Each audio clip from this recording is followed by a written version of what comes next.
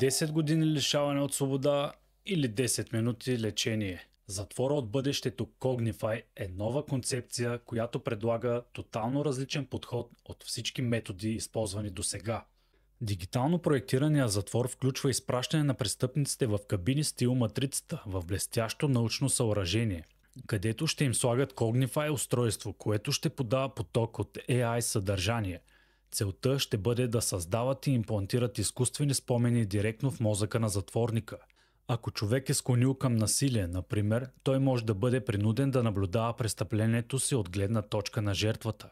Престъпленията, свързани с наркотици, могат да бъдат наказани с фалшиви спомени, които симулират борбата на пристрастяването и възстановяването.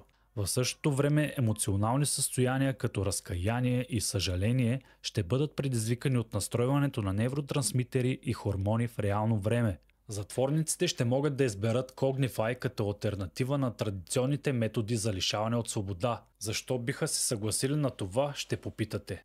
Лечението потенциално може да се осъществи само за няколко минути и тогава те ще бъдат свободни да се върнат в обществото, избягвайки години или дори десетилетия зад решетките. Да, те може да си мислят, че са прекарали години в затворнически адски пейзаж на ултранасилие, пригоден специално за тяхната личност и психологическо състояние, но няма да са остарели и ден. Всичко това може да ви звучи като научна фантастика и е спекулативно, но всъщност се основава на истинска наука. Учените вече успешно са имплантирали фалшиви спомени в мишки и са се научили как да променят страховите им спомени в щастливи. Междувременно през 2018 година изследователи прехвърлиха спомен от един морски охлюв на друг. Действителната идея зад Cognify идва от Хашем Ал-Гайли, режисьор и комуникатор в науката от Берлин. Той казва, че отчасти системата е вдъхновена от ограниченията на сегашната система за наказателно правосъдие, които са очевидни. По-конкретно, Ал-Гайли цитира проблеми като фалшиво лишаване от свобода, пренаселеност и неефективна рехабилитация. Всичко това ще бъде решено чрез неговата бърза подмяна на затвора, задвижвана от изкуствен интелект, която ще има за цел да осигури по-ефективен път към реформация и обществена реинтеграция. Самият процес ще започне с сканиране на мозъка с висока разделителна способност, което ще се използва за създаване на карта на мозъка на затворника, която ще каже на Cognify къде да инжектира изкуствените спомени и как да ги приспособи към специфичната структура на този мозък. Тези фалшиви спомени ще бъдат използвани за да повлияят на бъдещото поведение на затворника и междувременно затворникът също ще предаде мозъчни данни на централен компютър за научни изследвания, за да помогне за разбирането на престъпния ум и да определи най-добрия подход за справяне с бъдещи престъпления. Звучи ли ви това като начало на фашистка технокрация? Малко, но съжалявам, ако не ви харесва, трябваше да прочетете дребния шрифт. И въпросът е, вие какво бихте избрали?